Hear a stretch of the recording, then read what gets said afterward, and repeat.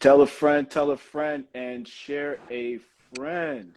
Hello. Hey, Hi. What's up, How hey, are Anthony? you? What's going on? Derek, how's it going, man? Nice to finally meet you. I am doing good man. How you doing? extremely well. I think we had Kenneth on, Good but let me get him back here. on.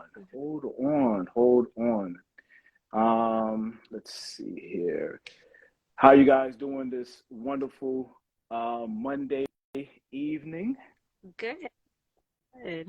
Can't complain. Can't Good, complain. good, good, good. We're gonna wait to Doing get a few more people to come all on right. in, man. Top Shelf Villas, what's going on? Hope everybody's doing well. Listen, you guys been asking for this topic, this conversation. We're going to have it. How to become a homeowner in 2023. I have some special guests that is going to give you guys a wealth of knowledge. So please, if you haven't already, get your pad, get a piece of paper, write down some notes because listen, these guys, they're going to give you guys some amazing information, man. And I'm super excited for it. Super excited. Let me see if I can get Kenneth back on again and see here. All right, just send him an invite. And then, of course, let's get everything going. All right. So one thing that we do, Top Shelf Fashion, before we start any IG live, we always start off with a prayer. We are a Christian podcast, and we definitely believe that God has given us the ability and the courage to come on and speak with our Top Shelf Village. And it takes some courage, and we just want to make sure that we honor Him. So I'm going to go ahead and bless us with a prayer. If you guys just bow our heads. Heavenly Father, we just thank you, God, for joining us this evening. We thank you for giving us the creative idea to speak on this very topic. I pray, Father God, that after this conversation, that those who are listening will be able to receive the knowledge and information that they need to become a homeowner. I pray, Father God, that those who have this vision, those who have this dream, that you will bless them, Father God. We know the importance of owning property, owning real estate, and we know how that can open up generational wealth. And so we pray for those who may be nervous, those who are not sure.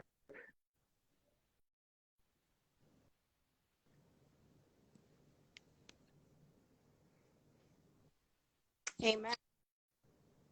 Amen. Awesome. All Awesome. right. Anthony, what's good, brother?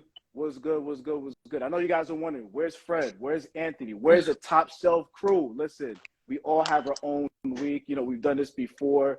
This is something that you guys are going to see more and more often, where you're going to see Anthony. You seen Fred last week. He had a great conversation with a good friend of his on basically how to bounce back from losing the job. It was such an amazing IG live. I only caught the first half of it because I was on vacation.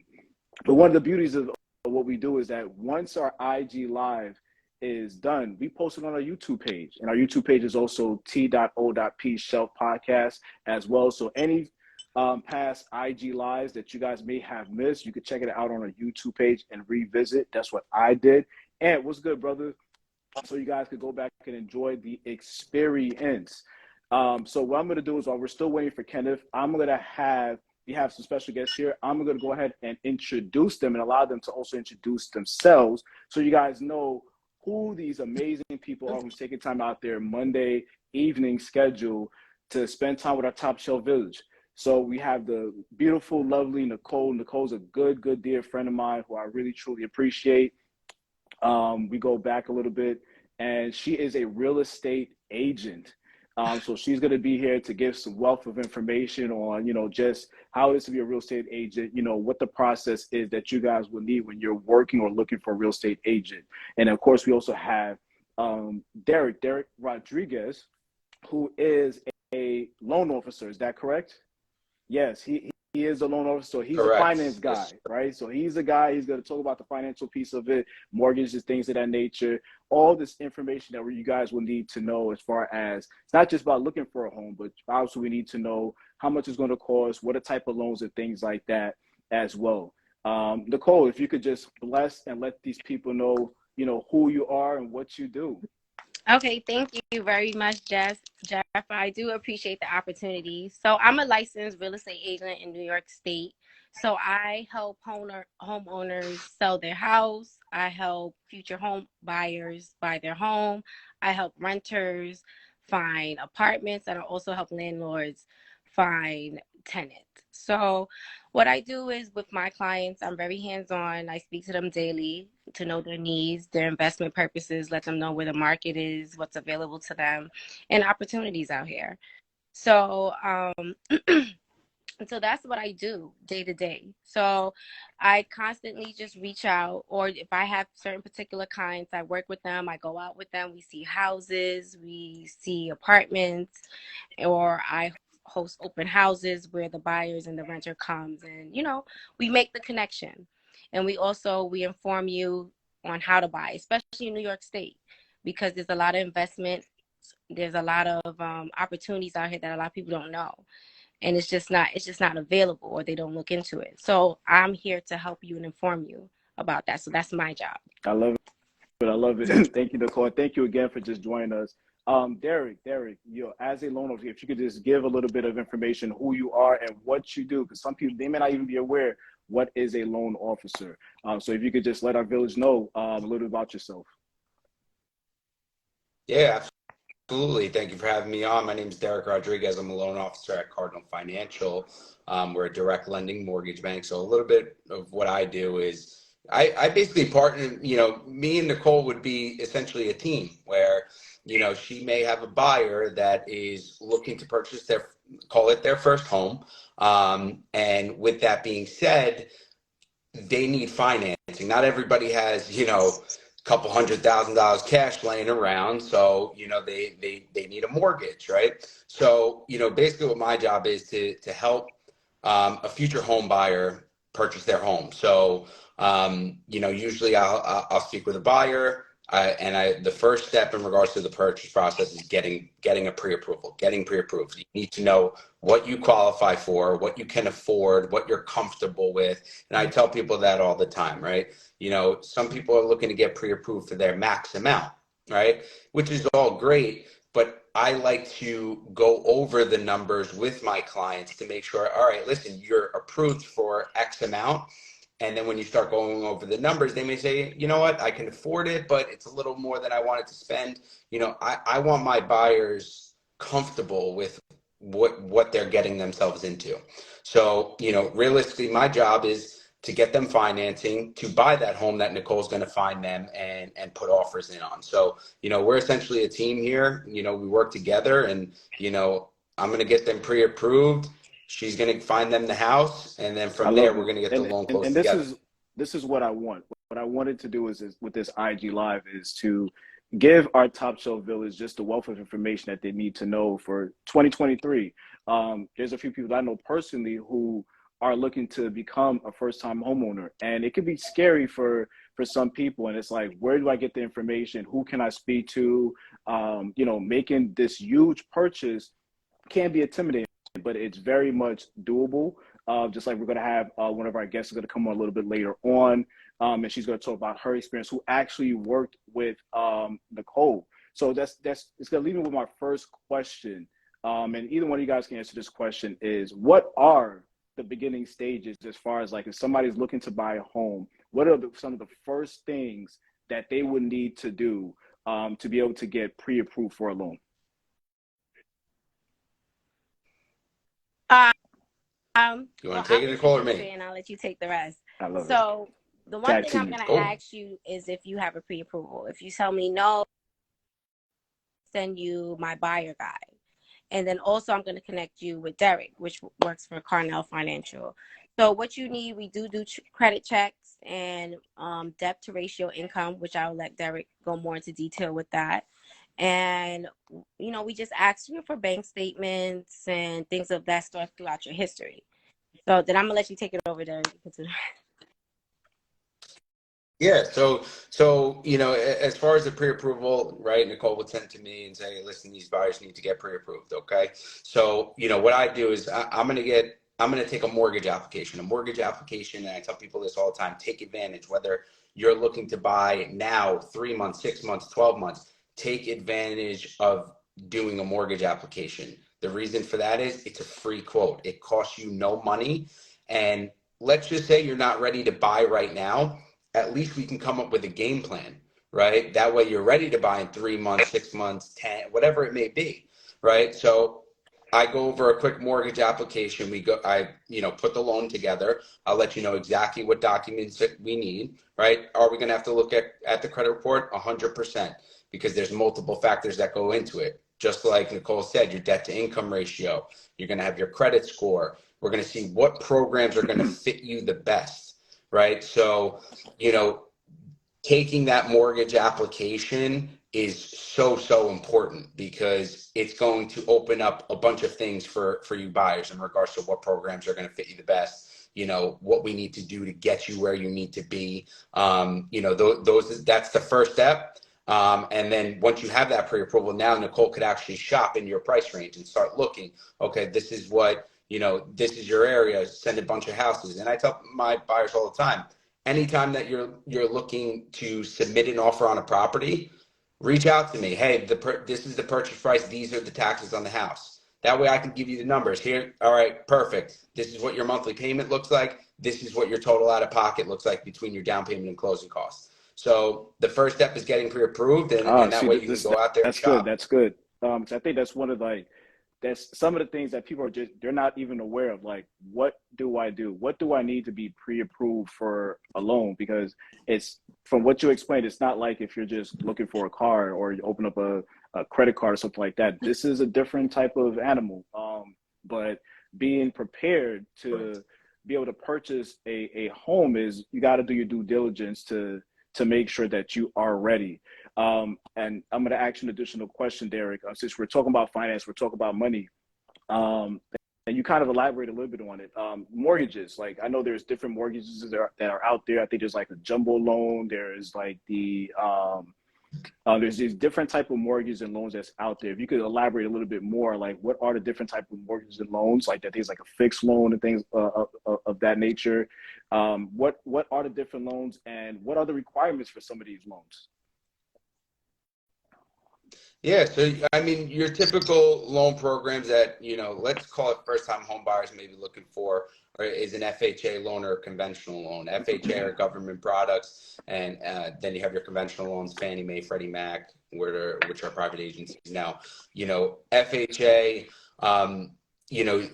The thing is with FHA that a lot of buyers look at as a first-time home buyer, they may want to put that minimum of 3.5% down. Right? Where conventional can be 3% down, but it depends on they have certain conventional programs, right? Your typical conventional program, you may have to put 5% down. Now with the conventional loan, right? You're looking at, you're going to want a little bit of a better credit score. Your debt to income ratio needs to be lower to qualify for those programs. Where FHA, right? I'm underwriting files where, somebody could have a 580 credit score and they could put 3.5% down, and I'm underwriting the same way as somebody that has an 800 credit score. So, FHA opens up buckets for buyers that, listen, they may not be where they want to be yet, but getting into a home is the most important thing. So, you could look at different programs, FHA, conventional. We're looking to put these buyers in the best position we can. And, somebody may not have that 20% down where they think, oh, I need 20% to buy a house. It's not true. You could buy a house at 3.5%, right? So, we kind of figure out what program is going to fit you the best, depending on your debt to income ratio, your credit score, what you're comfortable with. Again, I think that's the most important thing in regards to purchasing a home, is making sure your buyer is comfortable. You never want to have somebody, regret their decision, right? This is supposed to be a very happy time of their life, an exciting time in their life. So you want to guide them in the right direction and make sure, hey, I'm putting you in the right program, and making sure they're happy with what you're doing. So informing them, educating them, teaching them throughout the process is so important. I personally think it's the most important thing, because you're getting somebody into their home for the first time, right? they've never bought a house before. They didn't know anything. By the end of it, you want them to be able to Exactly. originate a loan. You know what I mean? So, there are all those different loan programs, FHA, conventional. There's so many variables into, what program's going to fit you the best. And that's what we This have is to do to good. make sure they're in the right Right, program. and I agree with Derek, and also to piggyback off of what he said, just being informative. A lot of buyers don't know, like in this time, there's concessions offered to you to help you buy your home. It can help you towards your mortgage payment. It can help you towards fixing up your home, or just fund yourself after putting out so much money. So like he said, it's about educating, letting them know what's out there. There's also grants. So a lot of people work for government jobs, hospitals, and they're there to help you buy your home. And a lot of people don't know that their job can assist them as well. So it's all about informing them and help them to their goal. So I agree with Eric. See, look at that. Knowledge is wealth, and these are the things that we need to know. Not everybody kind of knows that there are different programs that are out there for first-time buyers. Depending where you work at, there's different grants that can kind of help you out with your loan. This is what we need to know. Here at Top Shelf, we believe knowledge is wealth, and we want to make sure that our village is informed of just ways that they can not only better their life, but own a piece of property. I think that should be everybody's goal eventually. And the more you know, the better that you will be. And this is one of the things that I am so happy that we have you guys here. We also have another guest over here. We're still waiting to get Kenneth on. But we Jeff, have, just to say that he's having some trouble. He said he's trying to sign in. He can't see the live. I don't yeah, know if we can get him yeah, on. I try to I sent like a couple of invites to him, but for some reason he keeps on saying he's unable to join. We'll try to still get him on because I definitely want him on as well, so he give a background. For those who don't know who Kenneth is the real estate broker. So I definitely would love for you guys to get some information from a broker side as well. So you guys are basically getting a plethora of information from all aspects. And of course, we have Nicole here in the bottom. What's up, Nicole? Hey. Some of you guys are familiar with Nicole is. Nicole is our Winners Church family. She's part of the Winners Church All Stars. Hey. My sis, Beijing Massive, and she actually worked with Nicole as well. We got Nicole, and they worked together. Nicole. Yes. Nicole, man. Yeah. And I reason I wanted Nicole, this was actually Nicole's idea, actually, because they worked with each other, and Nicole helped Nicole purchase a new home. So I definitely want Nicole to give her experience, and as a first-time homeowner, what she went through, how the process was, so you guys can also see it from that lens. So we're gonna do that a little bit later on. But we definitely want to acknowledge that Nicole is here, man. Definitely. So, Derek, you talked about down payments. And so I know one of the biggest questions, I know you elaborated on it. So I want to add a little bit, if you could elaborate a little bit more onto the down payment piece of it. So I know that we've heard this, put 5% down, 20% down, all these different amounts. As a loan officer, and I know it's sometimes based off the credit score, how does the down payment work? So if somebody's like, hey, I've been pre-approved for $400,000, $500,000 loan. What is the down payment that I should be looking at? Should I put 5%? Should I put 20%? Should I put a little bit more? What is your recommendation on that? Yeah. It all depends. There's no two loans are the same. They're all different. So we're looking at, as far as one, you're going to look at what program they qualify for, right? Maybe they qualify for, maybe they don't qualify for conventional. They have to go FHA, so they have to do 3.5%. They could do 3.5% down, or their debt to income ratio may be a little high, and they have the liquid assets, so we need to put more money down to get them to qualify, right, for a certain amount of money. But of financing, I should say. But it all depends, right? It depends on, one, you have to figure out how much assets do they have, how much can they bring to the closing table, right? That's going to be the first thing. Then you're going to look at, credit score, debt to income ratio, seeing what they qualify, what program, maybe, and I like to talk to my buyers too. They may have, I've had plenty of buyers where, and this is a little bit of a larger scale, but I've had buyers that could put 40% down, but they want to stick with 15% down because they have a plan of what they want to do. They want to dump a little money into this. They want to do renovations, or they want to, they may want to buy another home, right? So it all depends. Going through that mortgage application is so important of getting as much information as possible. Because listen, at the end of the day, is again, I want to put you in the right program for you. I want to know what your long-term goals are, your short-term goals are, because that can change your loan in any way. So and listen, I could, let's say somebody does have the money to put down that 20%, but they want to know their options at 5, 10, 15, 20, right? And I could show you, hey, this is what your payment looks like at 20%, 15, 10, 5. What are you comfortable with? Are you comfortable with bringing this amount of money to the closing table? What are your goals? Are you looking to buy another house? Do you want to do renovations to this house? There's so much that goes into it. So at the end of the day, taking that mortgage application, getting the documents, understanding where they are and what their mentality is, how you figure out how much they want to put down. Somebody may go into contract and say, listen, I want to put, 20% down, right? They go into contract and they say, you know what? I want to do this to the house. Let's say the appraisal comes in and they want to, they want to change it up and they want to put a little money into something into the house and they qualify for 15%. Maybe we change the loan to 15%. So, there's multiple variables that can change that, or, inspire you to put down a certain percentage. I also agree with that too, because you have to find out if the buyer wants to live in the home or if the buyer wants to invest. So there's people who buy a home and then you can also rent it out. And, believe it or not, your home could pay for itself and you don't actually have to put out anything, and that can invest into your new home.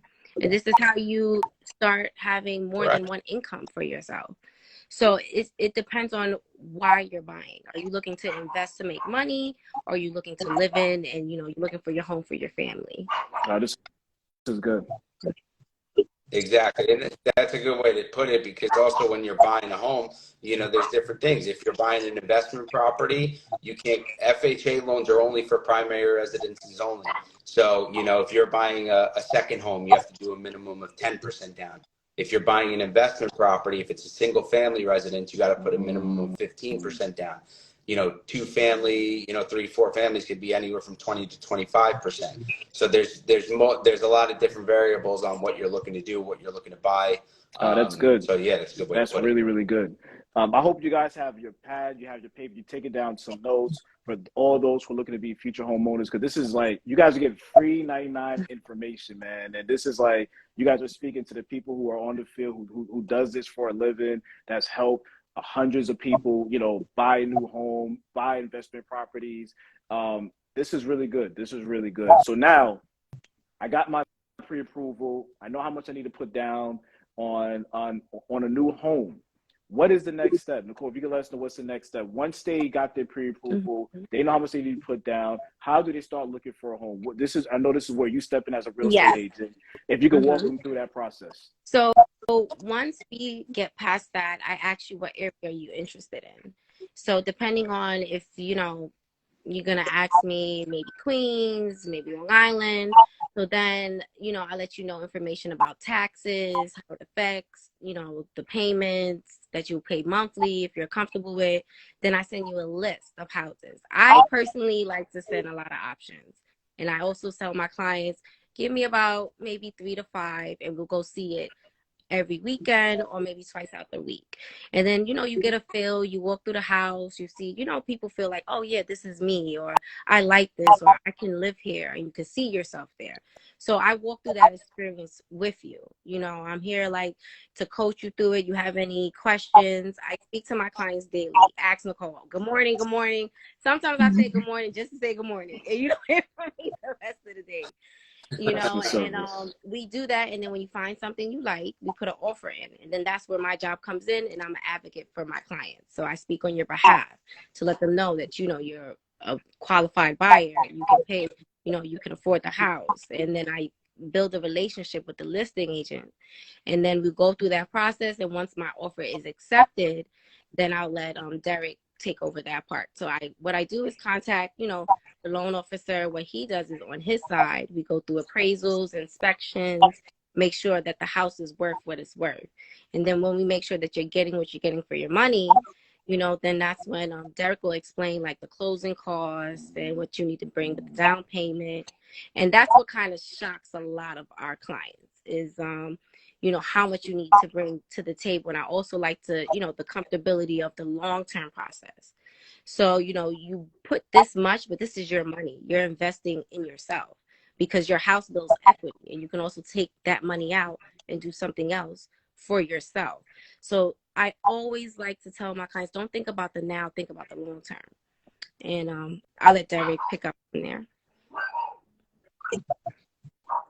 Yeah, I mean, listen, once after you're actually pre-approved, I send the pre-approved letter out, to the buyer, to Nicole, the agent, and once they finally get that accepted offer, and usually what they do is they order the inspection, make sure there's certain things with the house are correct, make sure the inspector finds some things that may need to be fixed, or any parts of the property that may be a concern. Okay, and then once that's done, then it goes over, the contracts are drawn up by the attorneys. Once this contract is fully executed, I get a copy of it, and that's when we order the appraisal. We get the file ready to go to underwriting. Now, what I'll say is, in regards to the pre-approval process, I do a lot of the work up front, where I'm going to get all of your documents. I'm not only reviewing them myself, so typically when you're getting pre-approved, I'm going to ask you for X amount of documents, and it all depends on somebody's work history and things like that. But I ask for the documents. The typical loan officer is going to review the documents. Everything looks good. Your debt to income ratio. Then you send out the pre-approval. What my bank does is we take it a little bit step further, where I'm able to send the loans to underwriting before they even start looking. So now you have an underwriter in the file reviewing the income, going through everything. So I'm doing everything up front, right? So there's no questions that, when you actually go into contract, I know I'm getting that loan closed, right? And that's the ultimate goal. We want to get this loan in and out quick. So, the longer file sits around, you never know what could happen. Something could go wrong with the seller or the house. You want these in and out, right? So, once the contracts are signed, we order the appraisal, we get everything for initial underwrite, we get it into underwriting, the appraisal comes back, we get homeowners insurance, and we wrap things up. That way we can get it to the closing table. That's good. So I really enjoy how you guys are step by step on breaking it down on what the process looks like.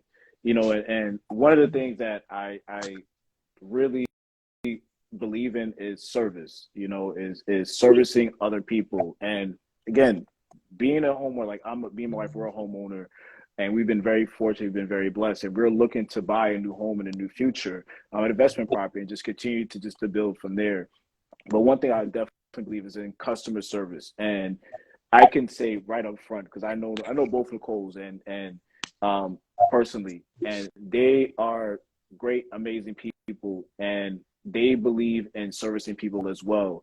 And I believe the reason I'm saying that is that it's a scary process, and they're here to help hold your hand throughout the whole process. They don't want to just get you a loan so he get the commission or whatever it is on the back end, and then that's it. They want to make sure that you guys are purchasing a home that not only that you could be able to afford, but a home that you could be able to build wealth with. And this is something that I really truly appreciate, because it can be scary.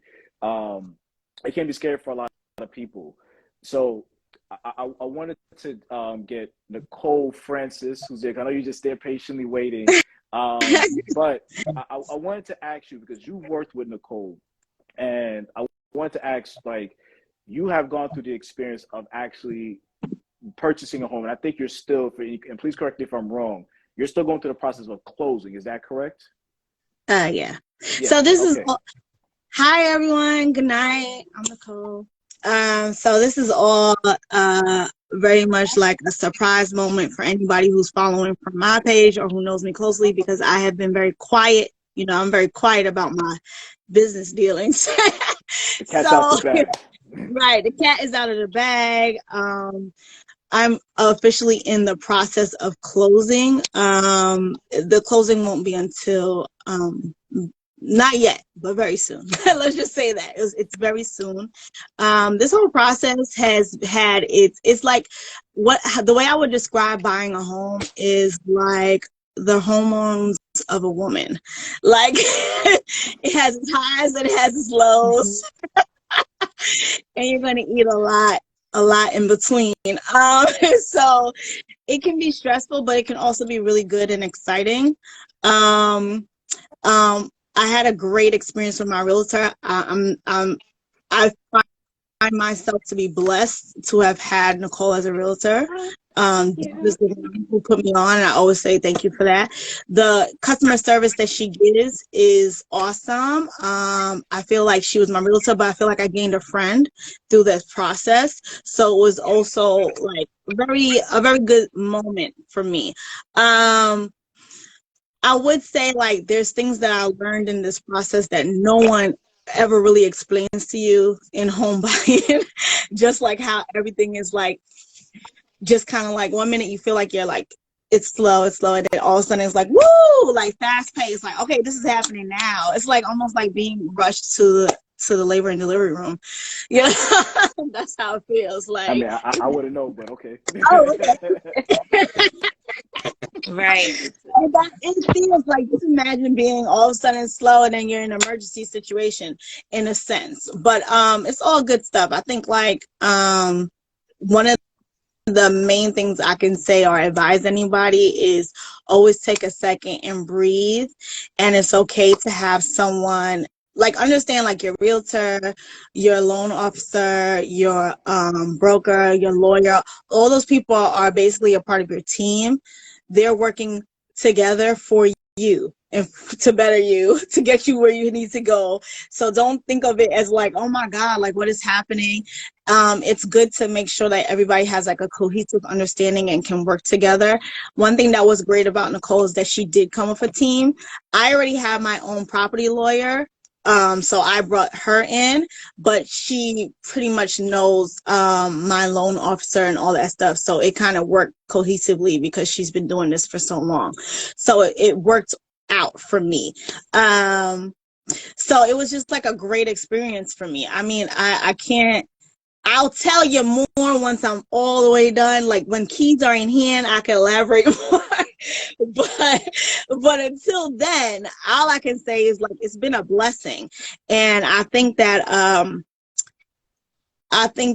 going forward, another piece of advice I would give is to just really make sure that from the beginning your realtor is also looking out for your best interests. I had another realtor before, like just briefly show me something, and it was just kind of like, you know, someone saying to you like, oh, I think this would be great for your first time house buying, et cetera, et cetera. And, you know, but yeah, it's like a 1 bedroom, 1 bath, knowing very well I have a child. So it's like, how does that work for me? That's not a great experience for me. That's not, you know, that's a single person's experience. I'm a woman with a child. So it's like, I need something that's going to be comfortable, and a grown child. So it's like, it has to be comfortable for both of us. So you make sure that person, that realtor, the first person you meet, is really going to align and care about what's happening with you as a person and your needs as a person, the direction that you're going with this house.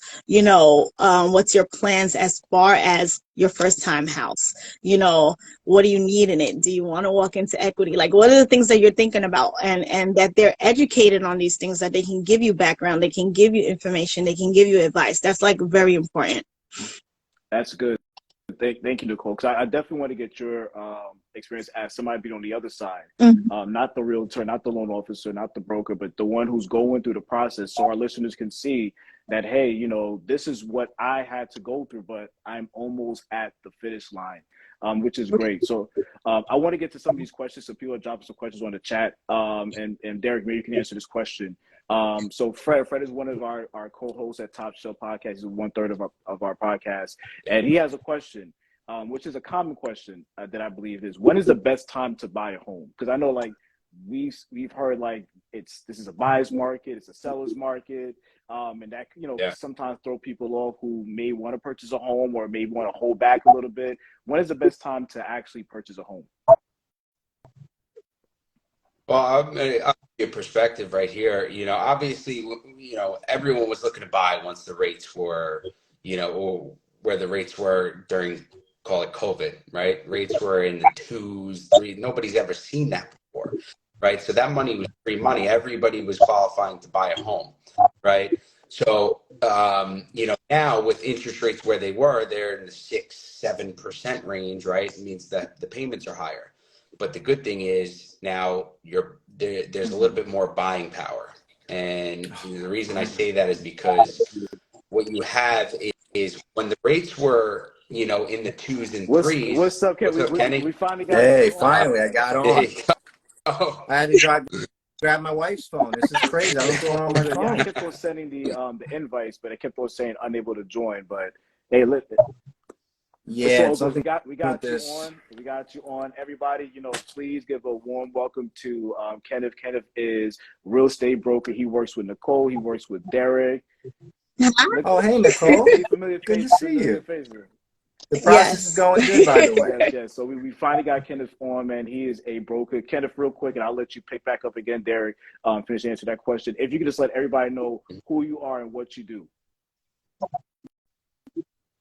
Yeah, so basically, obviously, my name's Kenneth Mungin. I'm a real estate broker. I work out of the New Hyde Park office. I'm the broker with Nicole. I also have great partnerships with Derek from Cardinal Financial.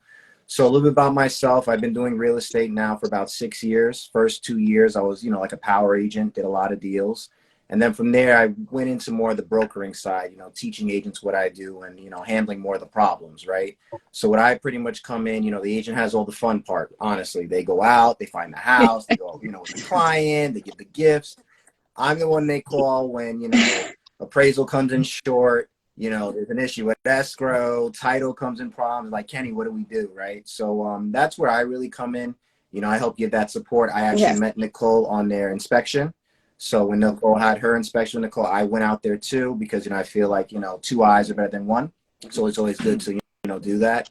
And she's in really a good place. The key thing is, I'm sure you guys talked about a lot when it comes to getting real estate, but most important thing is the realtor, right?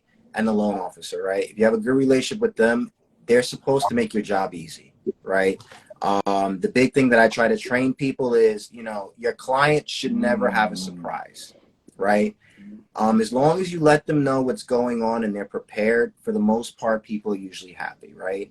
So that's the key thing I try to teach, and I try to help people. And, Nicole's great. I'm sure Nicole said great things about the other Nicole, and Derek is the same way. So, go ahead, Derek. Go with your that was awesome. I appreciate that.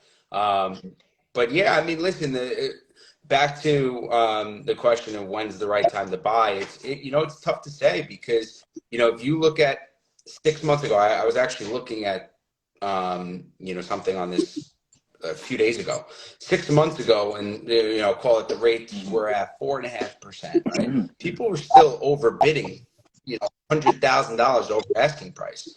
Now, right, when the rates go up, right, the buying pool is a lot smaller. It's squeezing a lot of people out. Some people can't afford, these payments anymore, right? So now, right, there's not as many bidding wars on houses. During COVID, you had lines down around the block just to get into an open house. You'd call, and one thing that I do, just for example, when I have a buyer that puts an offer in on a property, I always ask the agent, call it Nicole, right? I would say, all right, give me the listing agent's information. I want to call the listing agent. I like to call, me personally, I like to call the listing agent and say, hey, listen, my buyer, call it Nicole. My buyer, Nicole, put an offer in on this property. Just wanted to introduce myself, see if you have any questions about the loan, make them feel comfortable.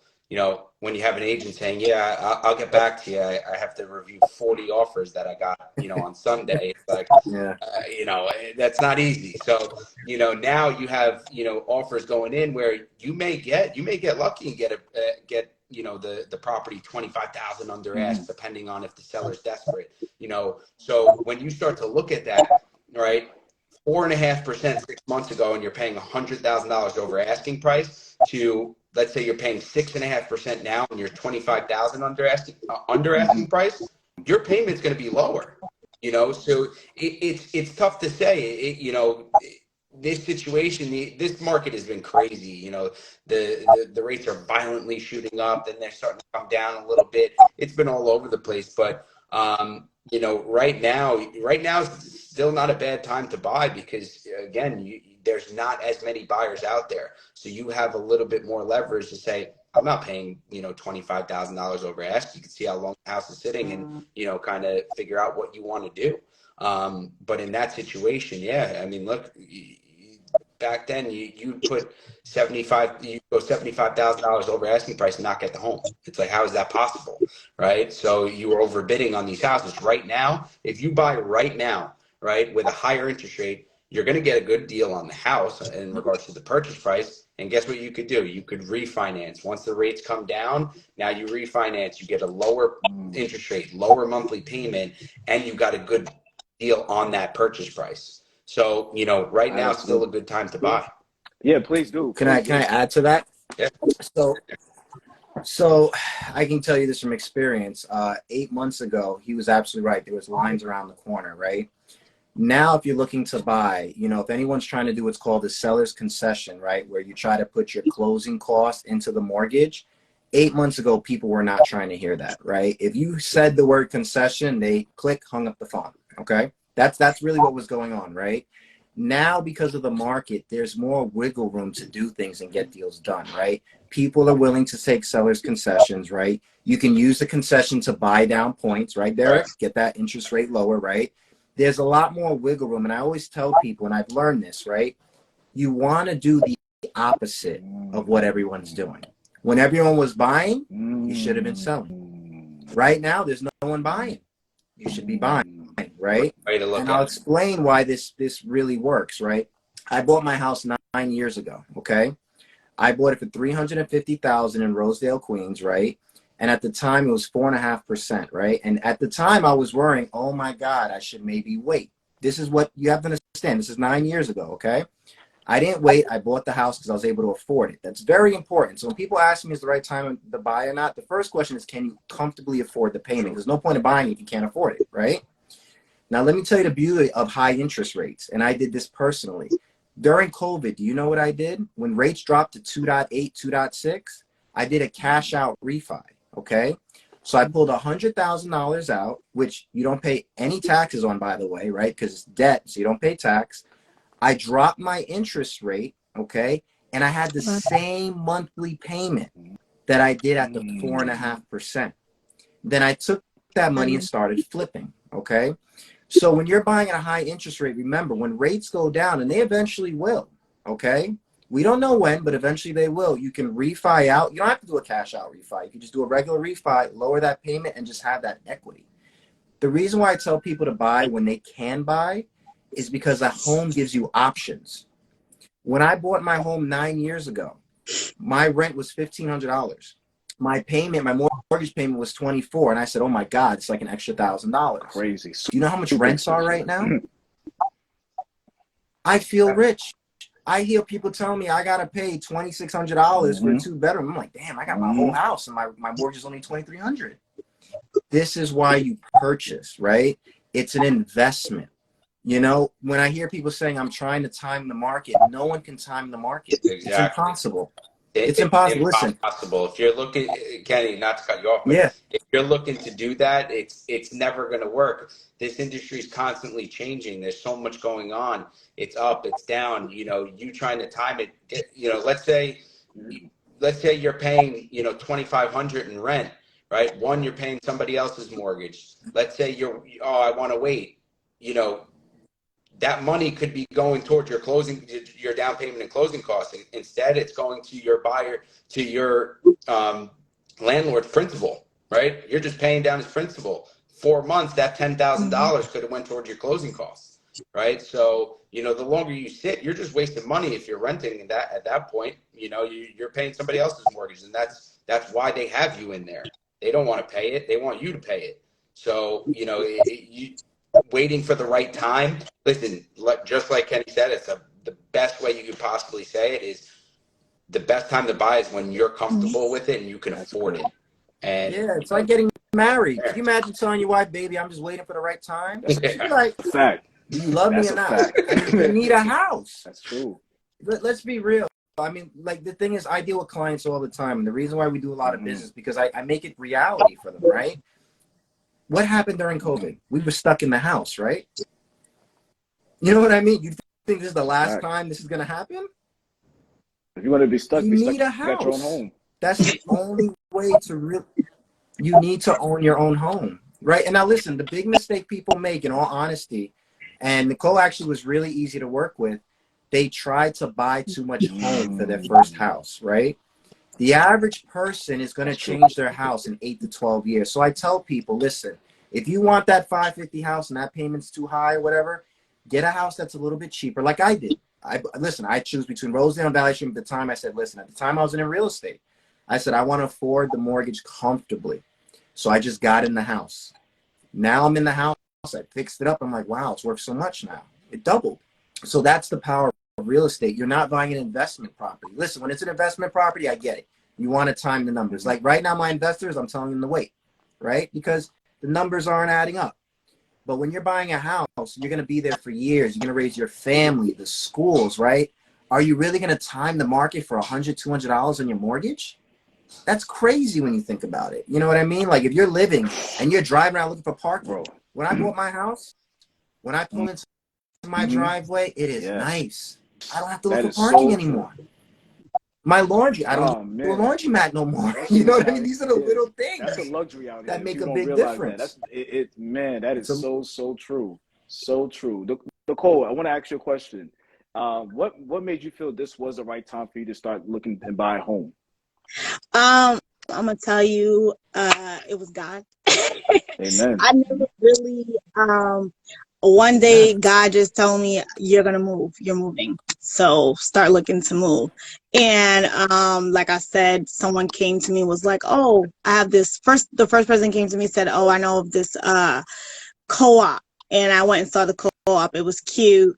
And I don't know if you were there when I was talking to Pastor. I was showing Pastor the co-op, and he was like, oh, this is cute. It's nice, but you're going to have bigger. You know, he said, go bigger. Go bigger. I remember that. And I was like, you know what? Right. I should be going bigger. Why do I want a co-op where it's going to be like fees, you know, and I'm paying fees to a co-op in a little box, like I said, and it needs to have a room for my daughter. And it's like, why am I doing this? I should be going bigger. Like if I'm moving, go bigger. So then that's when you came back and were like, hey, I know a realtor. And that's how it happened. I really had no idea. It's funny because weirdly enough, coming back from California, I had all the money for the down payment, everything I had, right? But then because I wasn't working, because I was so tired from working 8 months straight in California, that I was like, not working. So then I slowed down and slowed down. So now it's like, what do you mean I'm gonna move? I don't have that big down payment anymore.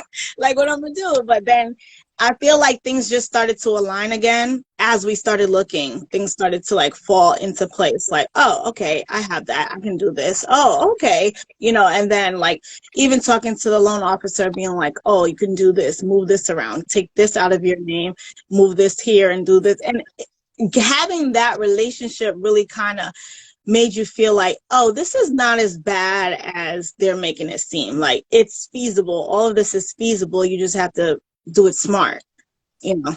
Yeah. No, that is good. Cause I remember, it's funny because I remember that conversation that you had with Pastor, and I think it was also during, I want to say it was during our prayer meeting, is when I came up to was like, hey, I asked you, are you still looking to buy a home? And you said, yeah. And that's why I was like, I know somebody. And it's like, I'm gonna connect you guys, and you know, and hopefully everything works, which I knew it would, because I know you, I know Nicole, and me and Nicole, I would chat, you know, to chat with her, always check out up on her. And I remember when she told me that she was becoming a realtor, you know, one of the things I was like, I got to make sure that if I know anybody, send them towards her way. So I definitely believe that it's never our timing, it's God's timing. Because a lot of times, I know people during the last recession we had when the market had crashed and things like that. I know people who lost their homes, but I also know people who actually purchased homes and was able to gain equity in their homes. I Right. always believe that what God moves the way he moves. He doesn't move on anybody else's time but his timing. And he will bless you if you ask like, God, I'm ready to purchase a home, or you listen to him like you said, God, I'm ready to be a homeowner, pave the way, and he will. And I've seen it done Right. And I think time and time again. that's right. And I think that's what makes also like the testimony greater in a sense, because it's like I said, I came back and I'm like, oh, I'm great. And then like, you know, when I'm like, okay, I have the down payment, I have this, but it's like, but Lord, what are you doing to my savings? Like, you know, you're like, around. What are you doing? You said that I should not be poor, so what is happening? You know, you start thinking like that, especially when you're accustomed to paying your bills, right? So it's like really a moment of standing in faith and understanding like all of this will work out. God has everything. He's aligned me with the right people who are going to do the right things, and it will just like have like a domino effect of things coming back into play, like things coming back, and everything that was invested is coming back to me, because again, it's an investment, not like, oh, I just blew all this money. You know. That's what Right. I was just gonna say, Nicole. It's a great way to look at it. That money that you have in savings, right? That's just sitting there. You're actually Right. losing money with the money Right. just sitting in there with inflation, right? You're taking that money and putting into the safest investment, the Right. safest investment you can put it into. So and look, it's smart. You're looking long term. You're not looking short term. You're looking long term. That's how you build your wealth. But yeah, that's the great way to put Right. it. You're investing your Right. money. So And That's a the great way. process has been really great, because I've even been like, I feel like I was telling her, I was like, I feel like I want to do real estate. She's like, yeah. Like there pushing you me Let's go. do it. all the Let's courses. do it. Like, yeah, so slowly. I would love for you to join. Honestly, you have a great See, look personality. It at would that. really Like, look work at for you that. too. This is what I like. I like to see. Well, Nicole, thank you for giving your testimony, your experience. We really truly appreciate it, because one of the goals again was not to only get from like the realtor side, the loan officer side, but also to get somebody who actually is going through the process and is right at the finish line. So our top shelf builders could be able to see and hear like, hey, you know what? Nicole can do it. I can do it too. It's not that scary. There are realtors and loan officers and brokers that are there to help me get through this process, and not only make sure I get a home, but the right home that I can afford, so I can build generational wealth. Yeah. Before I let you go, because I'm going to add the other Nicole back on, please let everybody know where they can find you at. I know you got your podcast as well. Plug that in. Please do. You can Please do. find Let them me. know. You can find me on my podcast, Confessions of a Single Black Girl, on Spotify, Apple Podcasts, Google Podcasts. Oh my God, I feel like I'm on all the podcasts now. Anchor. But you can find me there. I usually post every Sunday. Please forgive me because I didn't this Sunday, but I'll be back this upcoming Sunday with a new post. Bye, guys. Thank you. Thank you, Nicole. Thank you, Nicole. Thank you. Thanks, Good Thank Nicole. seeing you. you, Good Man, luck. this is Nicole. great. This is so much information. I'm going to get Nicole, the other Nicole, to come back in so we could finish off this conversation. Again, Derek, Kenneth, I really, really appreciate you. Thank you, guys. I know Anthony. Anthony, he's on the chat. I don't know if you guys see the comment. He's ready to buy a home right now. He is looking to buy a Okay. home right now, man. So I'm really hoping after this conversation that not only that our listeners are getting a wealth of, well, not a wealth, but an abundance amount of information that's going to be able to help them prepare for them for 2023 to buy a home, but also as well to connect with you guys, man. And I wouldn't have you guys on if I didn't feel like it would be a great fit. And I really, really, truly, truly appreciate you guys. Nicole, thank you for coming back on. No problem. No problem. Appreciate it. So I do have one other question that I do want to ask you guys, and Kenneth or Derek, you guys could probably answer this question. So we got the loan, we put our down payment, we put an offer in. The offer has been accepted. This is a question somebody had asked me, and I remember I went through the process. I kind of know the answer to this when me and my wife purchased a home, but some people may not be aware of this. Once that offer is in, is it wise? Is it wise to open up a new line of credit, or should they just wait till after they close? And if not, if you could explain why. That's for you, Derek.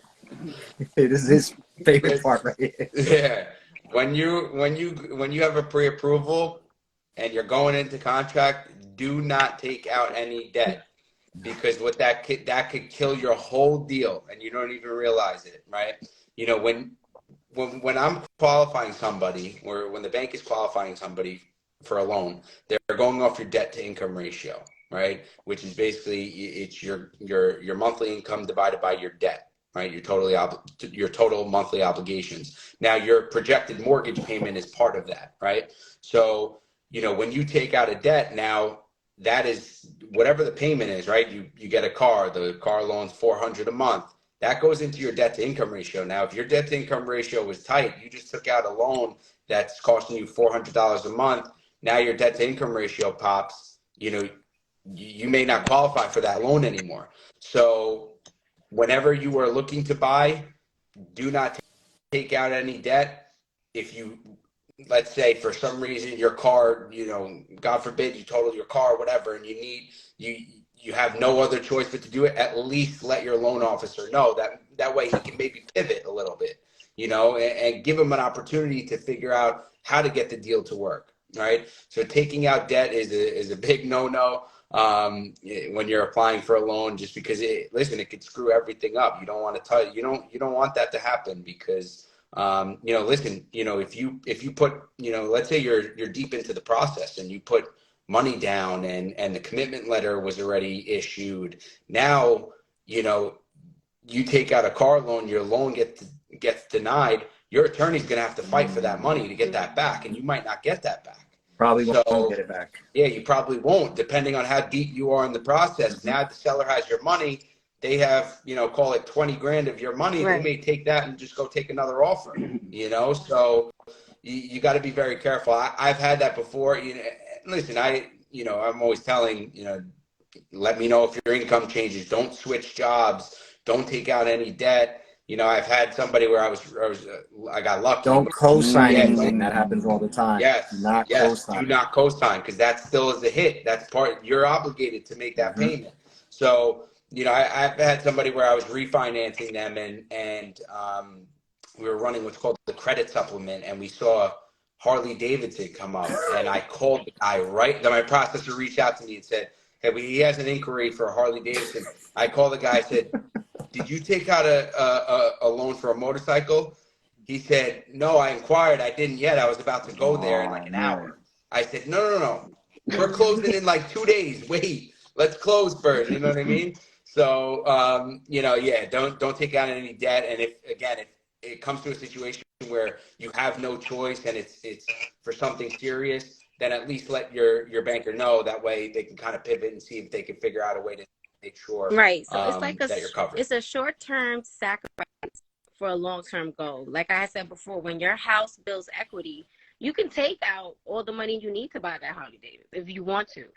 So, but while you're going through the buying practice, like, yeah, I talk to my clients as well too, like, and I stay close to the loan officer, because yeah, for 6 months you just got to sit still. Maybe 3 months you just got to sit still, and it's just being patient and just investing in yourself in the long term.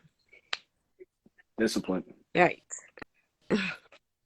Discipline. Correct. Discipline. Because I know a few people where they were in the process of closing and they opened up a line of credit, and it, like you said, it's sabotage. Right. It's I think it's one of those things that not everybody knows, and that's why I asked that question, because I feel like it's one of those probably more common than you guys could probably elaborate or not, that mistake that people may make and could help prevent them from actually closing out on that home. So listen, guys, you guys are getting so much information. Like I said, free 99 information, man. Listen, if you guys want to bless them, you know, with some cash, they can drop the cash out, you know, listen, because they give you guys some great information that sometimes you may have to pay for. But this is what we do here at Top Shelf. So before I land this plane, I just want to ask one final question because we've gone through the process, right? We've gone through the pre-approval. We've gone through what the down payment is and everything. And Kenneth, if you could answer this question with Nicole and Derek as well. Closing is the big day. What can they expect at closing? It's actually not as exciting as you guys think, unfortunately. So with the closing day, honestly, you're going to do your final walkthrough if you're getting the house that day. If you're buying in New York City, a lot of times you're going to get post-possession, which that means is sometimes a person has to sell their house in order to buy the next house. So what happens is you'll close and they'll have like a week to get everything out. They hold money in an escrow account, right? So the attorney does protect you, right? So if they don't move out, they charge like $250 to $350 a day. But honestly, if you're on the buying side, you're just going to be signing a lot of papers. You're going to get the keys that day. You're going to take pictures with your realtor. It's really a happy day, right? The only time it's stressful, and I'm just letting people know this is normal, and this is where Nicole comes in and she'll guide you, is you sometimes get the numbers the night before. Like the attorney will call you in the morning, say, hey, we need a check for this amount. You're running to the bank, and then you're trying to run to the place. But it's pretty much a happy day.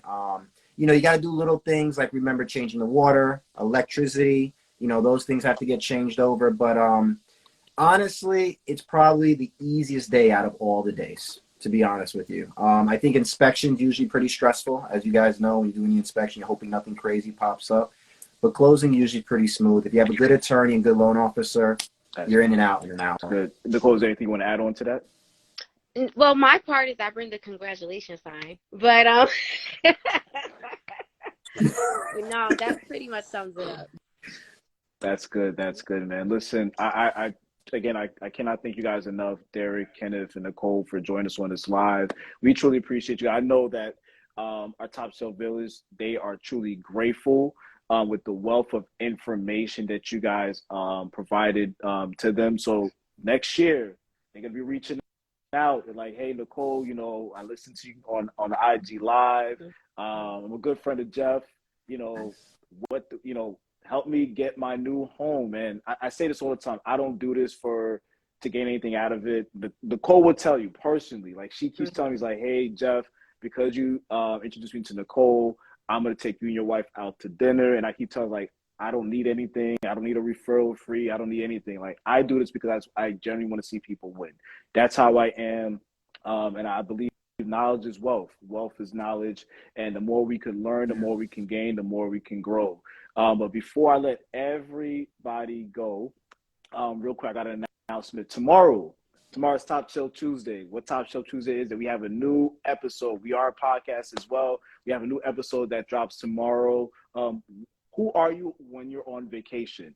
I just got back from vacation with me and my wife. We went on a week cruise, went to Jamaica, went to Haiti, and went to the Bahamas. And there was some things that I saw that I was like, that I had to, I had to express it out. I had to get out my chest. But it was a fun conversation with my brothers Anthony and my brothers Fred. And of course, Anthony, if you could do me a favor, you could put that on the chat where they could listen to our podcast, but I also explained it as well. You can listen to our podcast on Apple Podcasts, Google Podcasts, Spotify, Anchor FM, Stitcher, YouTube, and Amazon Music. Also, you can check out our website, www.thetopshelfpodcast.com. But I can't be the only one promoting myself because that would be unfair. So please, if Kenneth, Derek, Nicole, if you guys could please let them know where they can find you at. So when they are ready to make that purchase and start gaining some generational wealth, how can they reach out to you guys? Please plug yourselves in. For me, it's very simple. I have my Instagram, Kenneth Mungin. It's my name. Very simple. If you want to look us up, you go to faverealty.com. You'll see us and the whole team. So, yeah, it's pretty much easy. I'm pretty easy to find. Let them know where they can find you at. Yeah, my Instagram, DROD_002. You could even go, again, you can go on the Cardinal website, type my name in, all my information is gonna pop up. You guys can reach out to me if you want to DM me, that's fine. If you want to call me, text me, email me, whatever you guys want to do. I love it. Let me get Nicole back in so she could plug herself in. Let me get it back in real quick. Oops, I almost actually added the wrong Nicole. That would have been a mistake. But yes. So while we're waiting for Nicole to jump back on, one thing that we do, Kenneth, one thing we do, Derek, on our IG Live, before we end it, we always give a word of the week. And basically, you just got to let them know, what is your word of the week? It could be motivation. It could be growth, whatever it is. And of course, in our Top Shelf Village chat, if you guys could chime in on what your word of the week is. So Kenneth, I want to ask you first, my brother, what is your word of the week? Plan. Have a plan. I see a lot of people, they have a lot of goals and, we all want to, get a house and do all these things, but you have to have a plan. It's okay to ask questions, surround yourself with professionals, and get the information you need to make the most educated choice. I love it. So have a plan. That's Derek, what what's your plan. word of the week? Yeah, to go off of planning, hustle. Once you have that plan, now put your head down and get to work. If you're setting yourself goals and planning for something, it's time to go. You don't want to waste any time. You want to put your head down, hustle. Do what you're there. Do what you can do. There's no limit. So the more you hustle, the more you put your head down and work, you're going to get to your goal that much quicker. For me, my word of the week is knowledge. I truly believe the more you know, the more you grow. The more you lack, the more you be held back. So it's super important to just continue just to learn. And with this wealth information, me and my wife, we're homeowners, but man, we can't wait till we're buying our next property. And there's things that I learned on this that I didn't even know when we went through our process. So, hey, I could take this with us and reach out to you guys when we are ready. Most definitely. Let me see if I can get Nicole back in. I'm trying to add her in because I definitely want to make sure we get her and say a proper goodbye, but let's give her like another minute. And guys on the chat, if you guys have any additional questions real quick, please drop on the chat before I let these gentlemen go. So I have go, I have faith, I have faithful as a word of the week from Fred, from Anthony, from the other Nicole as well. There's Nicole. I know the internet is crazy. So I'll just hurry up and speed up. I can be reached at Nikki87 on all social media platform. I also could be reached by email, fave.nicolec@gmail.com. Also, my number is public, 917-771-0678. I'm here for all your real estate needs. I come with a team, as you can see, Kenny, and I have Derek, and we'll help you get to your goals. I love it. And Nicole, real quick, before we let you go, what is your word of the week? Consistency.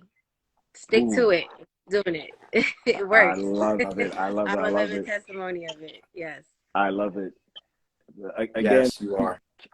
Kenneth, Derek, Nicole, thank you guys so much. I truly appreciate you guys taking your time out on a Monday evening. Thank you, Jeff, for the opportunity. I appreciate it. Thank you for having us. This was fun. Thank you for having us. This is nice. So welcome, man. I truly appreciate you guys, man. And to our Top Shelf Village, don't forget tomorrow, new episode that is dropping. Listen, you guys are gonna enjoy this conversation. And don't forget, when you're ready to purchase a new home, reach out to Nicole. Hit them up. Hit them up. New Hyde Park. Yes. Definitely, man. Until then, one love. Have a good night, everybody. Good night.